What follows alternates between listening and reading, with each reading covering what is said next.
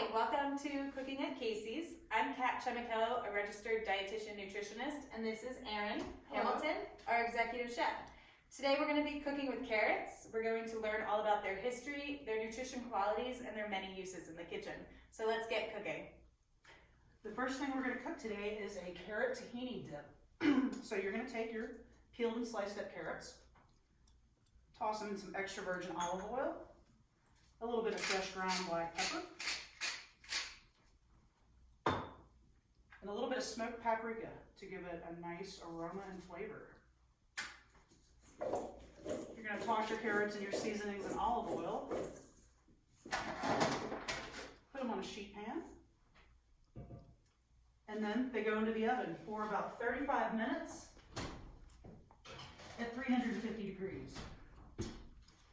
Now while those are cooking, I'll share a little bit of the history of carrots with you. So carrots were thought to have originated in and around Afghanistan about 1,000 years ago. At that time, these wild carrots were purple or white in color. They had a small, thin root, and it was typically very forked at the end or divided. It was a very tough vegetable, and it was very bitter. So they weren't at that time used for eating purposes. It was grown more for medicinal purposes. Their purple color was very attractive, and traders coming through the area took those carrots with them as a trading tool. They took them all over Europe. They took them to northern Africa, to western and eastern Asia. Over time, a natural mutation caused that purple pigment to fade out of the carrots, leaving their yellow core.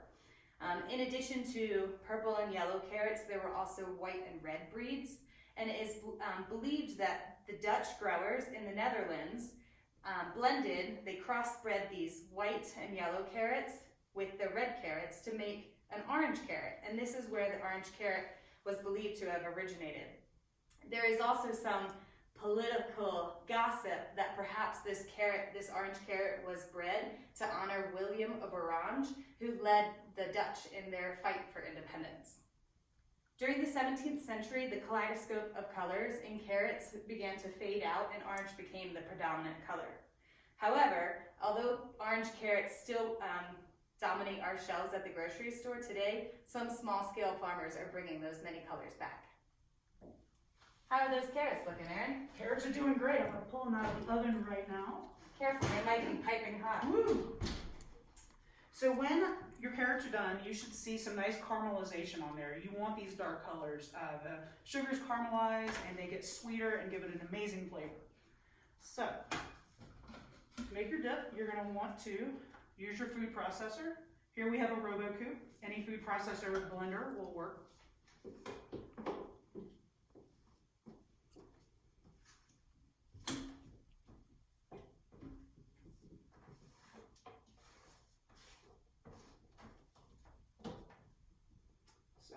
Carrots go in first. Then we've got a little bit of tahini. This dip is very similar to a hummus. Similar, but not quite the same. A little bit of white beans that are cooked off. You could also use garbanzo beans or possibly black-eyed peas or really any bean that you like will work in this recipe. It's very flexible. A little bit of fresh herbs. We've got some chives and basil for this dip today. A little bit of plain unflavored yogurt to give it a nice creamy flavor. Some freshly squeezed lemon juice for a little bit of zip and zing. And now it's time to puree your dip.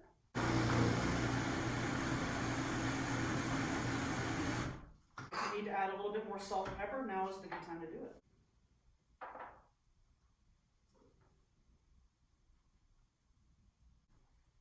And there we have it, carrot tahini dip, very simple, very easy.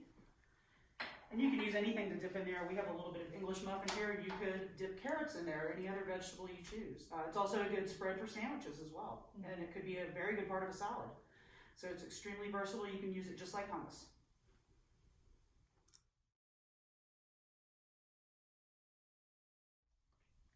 Okay, for our next demo, we're going to be pickling some carrots. This technique is very easy and it works for all kinds of vegetables. You could do this with beets, you could do it with celery, you could use cauliflower if you wanted to, but today we're going to be doing carrots. So, you're going to take your vinegars. I use rice wine vinegar and cider vinegar. You could also use distilled vinegar. White balsamic would work well here. Really, it's whatever you like. So, put your vinegar in your pot. Turn up the heat to high. You're going to add your sugar and your salt. Then you're going to stir and combine. So while this is heating up, I wanted to let everybody know a couple points to purchase the freshest carrots possible. The most obvious thing is to look for very firm carrots. You don't want carrots that are limp or soggy. You want them to be very crisp feeling. They should also smell, not surprisingly, like carrots. The best size is a medium carrot that tapers at the end. Carrots with a thicker end tend to be a little less sweet and a lot tougher and more fibrous. Also, if you're able to find carrots with green tops on them, that is excellent.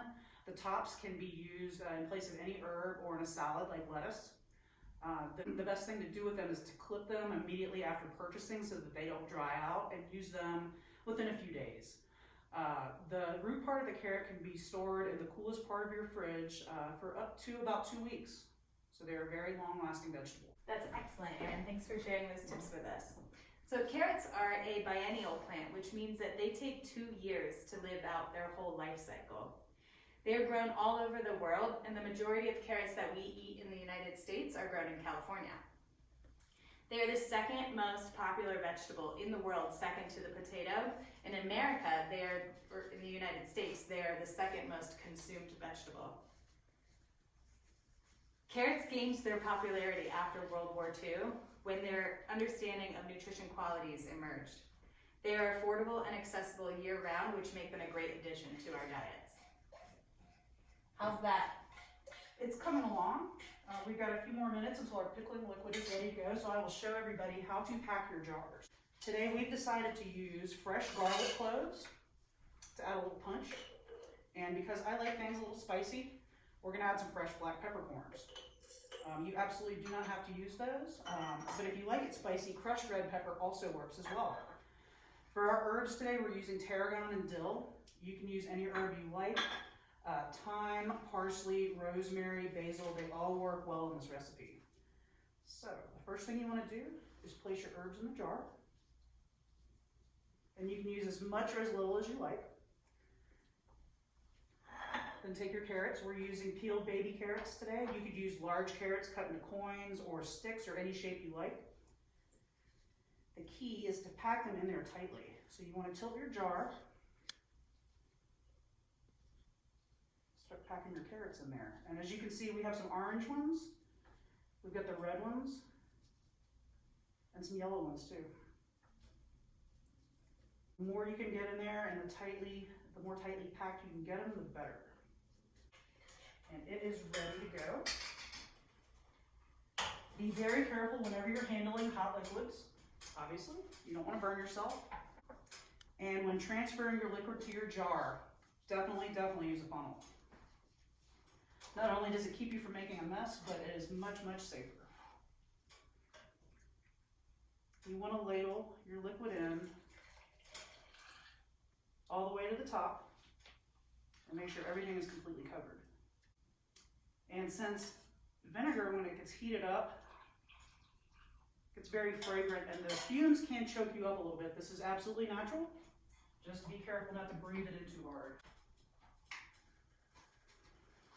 So you've got your hot liquid and your carrots. You want to set this on your counter until it comes to room temperature. When it comes to room temperature, you want to screw your lid on as tightly as you can. And you want to let these sit in your refrigerator for at least 24 hours to develop a good flavor. They will last about up to 2 months this way. So, and these are some carrots that I started yesterday. Wow, those are beautiful. The liquid looks a little bit red, and that is because there's some red carrots in there. Do you want to tell us about the red color? Yeah, so that red color, you find that in both red carrots as well as purple carrots, and that comes from a powerful antioxidant called anthocyanin. And that powerful antioxidant is linked with reduced types of certain cancers. for our next demo, we're going to be making a carrot ginger smoothie, which is an excellent choice for any time of day, particularly breakfast. So, to do this, you're going to want to shred your carrots on a box grater. It'll cause them or help them to blend up a lot nicer. So carrots go first. Next, we are using a little bit of fat-free Greek yogurt, vanilla flavored, for some added creaminess and protein. The cool thing about this recipe is you can put any fruit in here that you would like.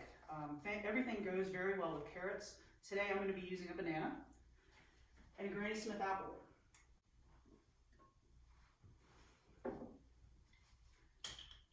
Putting a little bit of organic coconut milk in here.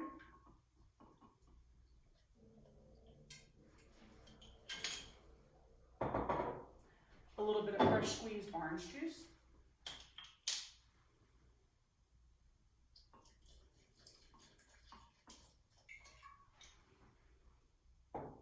And lastly, a little bit of fresh raw ginger that I'm going to grate with a microplane.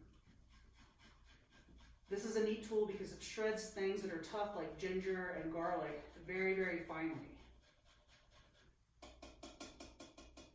Just a little bit of that because it's very, very strong. And then you simply blend.